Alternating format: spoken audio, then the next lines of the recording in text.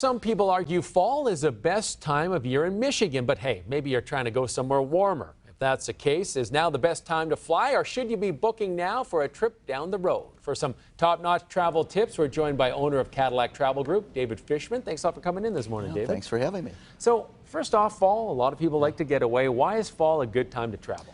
Well, fall is that shoulder season, a lot of it. You know, kids are going back to school.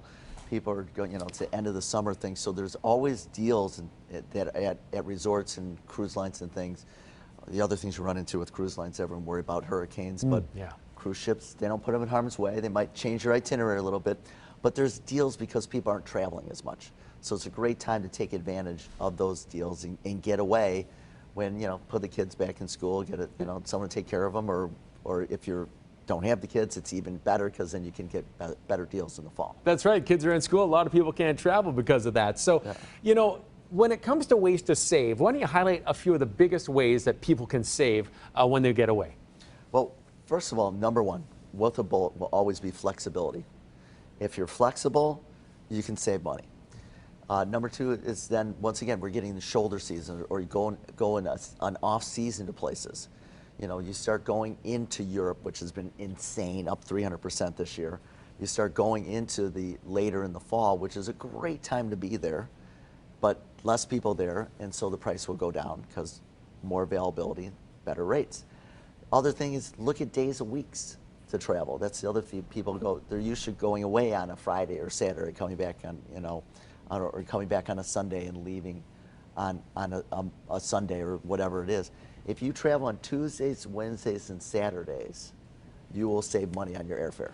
Okay, so that's not a travel myth, because I wanted to get to that. I thought that might be a myth. Everyone's like, if you leave on Tuesday, you're going to save some bucks on your flight. So that is actually true. That is true, because it's just about inventory control. There's more people flying on Mondays because of business and things like that, coming back on a Friday, business related, or leaving on certain days of the week on the weekends to go on their trips. But if you leave on a Tuesday and Wednesday, come back on a Tuesday and Wednesday, I guarantee you're going to save money on your airfares.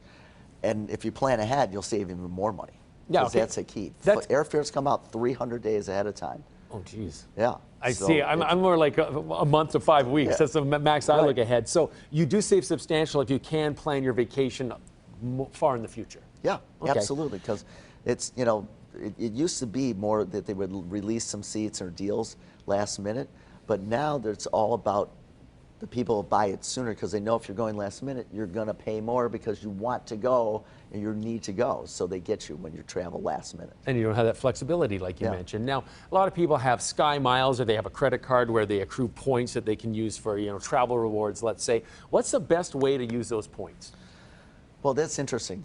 You have to look at all the different programs because all the American Expresses, the Chase Visas, the Flex Perks, U.S. Bank, they all have different programs and they all have different value. So I call it the credit card game. I have like the 3 or 4 credit cards, and it depends on what I want to do. And then you can get into the hotel credit cards and Marriott's and Bonvoys and those as well. So yeah, there's a huge amount of value because not only can you use those points for the airline tickets outright, which are sometimes less than using the points that you earn of miles on the airlines by using the credit card points, but you can also then start mixing in points with dollars and save money that way. But it is a huge way, and just signing up for many of these credit cards are going to give you points that will literally give you free tickets as soon as you sign up. Mm-hmm. So it's a really good deal. And you got to play that credit card game because it really will save you a lot of money on airfares as well as other travel. Yeah, just don't end up with a wallet full of credit cards, right? Yeah, you got your points, but hey, as long as you can restrain from spending on all of them, right? I guess the more you spend, the more travel you can do because you're earning more points. So it's sort of a win-win. It's a constant circle for sure. Now, talking about saving money, is there any region or country in particular that is cheaper in the fall? I know you mentioned Europe. Is that just a general kind of rule that Europe's cheaper? No, it would be any place that you can go that it's not their season. So like we know that the other side of the world, Australia, you go there in our winter is their summer. So you're going to go there in September or whatever. So if you go during their winter, which is still pretty seasonal, it doesn't there's not major snowstorms in Australia, New Zealand, then you're going to save a lot of money because it's their off season. So you just really have to look at the different areas of the world and say, what is their summer or the best months to go there, I'll go the other months. Just like I'm going to Japan in January. The weather's not great, but it's still, it's not snowing and it's still really temperate and it's still really nice to travel around, and you'll save a lot of money. So look at the seasons, the off seasons, all over the world, and it'll save you a ton of money, and you'll still have great experiences, and sometimes better, because you can do things that you can't do during the busy season. People couldn't do anything in Europe this year. It was crazy in Italy. Too packed, right? Yeah. So I was a big Airbnb guy at one point, and now I find that Airbnbs are just as expensive as hotels, and I find that sometimes you don't quite get the value in an Airbnb anymore. Do you have any tips when it comes to hotels or Airbnb? What are you better off booking? I have always kind of worried about, like I'm going to go stay at Bob's house. I don't know Bob, okay? And I've run into situations where people are doing the VRBOs or Airbnbs that sometimes, if they're not vetted well, which they're not, especially on Airbnbs, you don't know what you're getting. And here's the real bad thing.